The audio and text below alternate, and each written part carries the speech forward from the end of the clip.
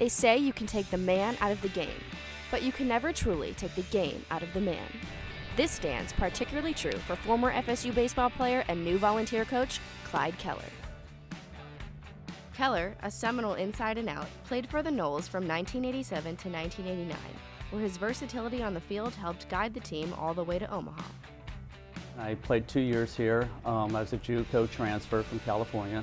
Played third base and pitched my junior year. My senior year, I was slated to be a second baseman only. Started the season hot at the plate and then ended up breaking my ankle. And after that, we made the decision to go straight to the mound from there.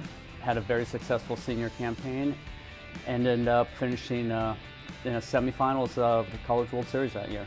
He won 13 ball games for us one year, was the #1 pitcher on our staff, and yet if somebody needed to have a day off at third, short, second, Clyde could do that. In fact, Clyde is one of 4 guys that we've had in this program that played all 9 positions. After his career at FSU, Keller was drafted by the St. Louis Cardinals. He played 3 years in their minor league system before being traded to the New York Mets, where he would play for a year before suffering a debilitating injury. This is where his coaching career began. He was doing some work in the Tampa area with young men and wanted to move up the ladder, and I know what kind of person he is, and I think more than anything, that's just what we want in our program, a good, solid individual. Knowing he wanted to continue his passion for baseball, Keller reached out to Coach Martin during his search. What he didn't expect is the curveball his former coach would throw his way. It's kind of a funny story. My middle son, my 13-year-old, encouraged me to get into a little higher level of coaching, so I decided to update my resume, and we're calling some sources, and of course I wanted Coach Martin as a reference, so I called him to ask him for his permission to put him on my resume, and we got to talking, and one thing led to another, and here I am at Florida State, and I'm happy as can be. They say every accomplishment begins with a decision to step up to the plate.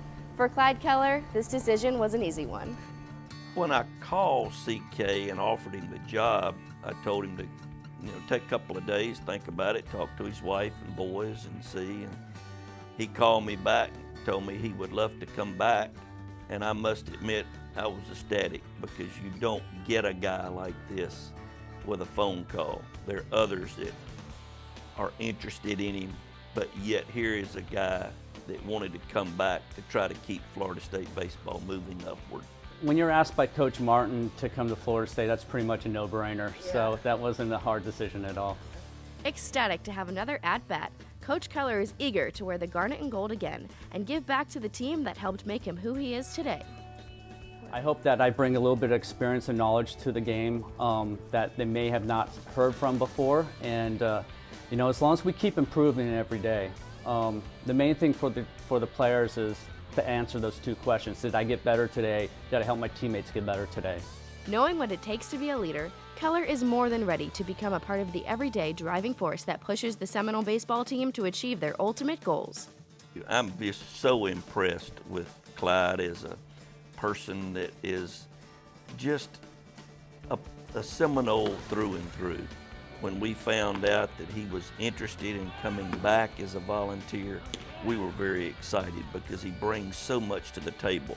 I think a lot of people, when they first come to Florida State, they think it's a really cool place. As you get older, you kind of understand how special it is. Through his days as a player and now a coach, Clyde Keller embodies what it means to be a team player and true Seminole, all while proving that you really do always find your way back home. I'm Janelle Johnston, reporting for Seminole Sports Magazine.